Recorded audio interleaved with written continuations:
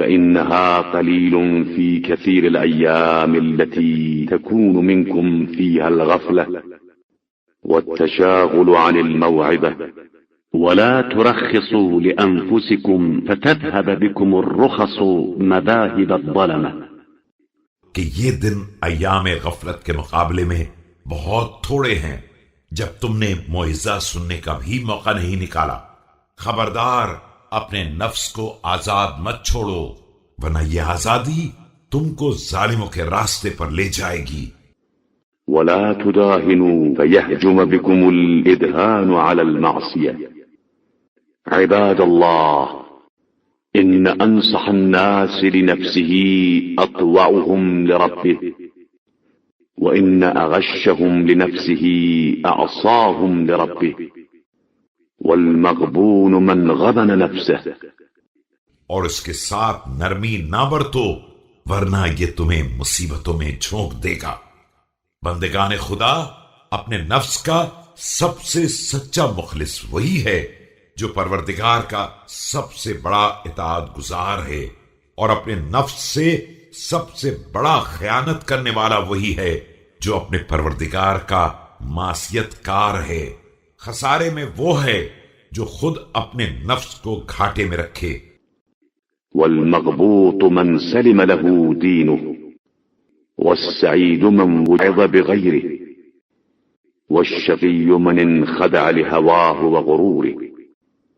واعلموا أن يسير الرياء شرك، ومجالسة أهل الهوى منساة للإيمان.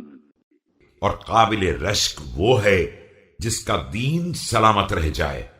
نیک بخت وہ ہے جو دوسروں کے حالات سے نصیحت حاصل کر لے، اور بدبخت وہ ہے جو خواہشات کے دھوکے میں آ جائے۔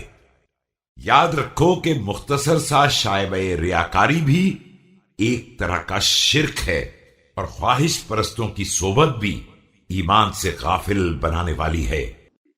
ومحضرة للشيطان. جانب الكذب فإنه مجانب للإيمان.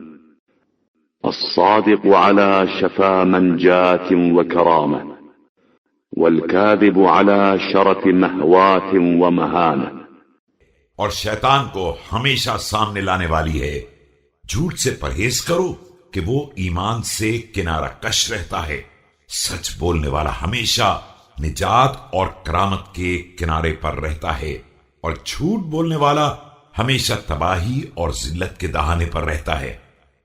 ولا تحاسدوا فإن الحسد يأكل الإيمان كما تأكل النار الحطب. ولا تباغضوا فإنها الحالقة. واعلموا أن الأمل يسهي العقل وينسي الذكر، فأكذب الأمل فإنه غرور، وصاحبه مغرور. خبردار ایک دوسرے سے حسد نہ کرنا کہ حسد ایمان کو اس طرح کھا جاتا ہے جس طرح آگ سوکھی لکڑی کو کھا جاتی ہے، اور آپس میں ایک دوسرے سے بغض نہ رکھنا کہ بغض ایمان کا صفایا کر دیتا ہے۔ اور یاد رکھو کہ خواہش عقل کو بھلا دیتی ہے اور ذکر خدا سے غافل بنا دیتی ہے۔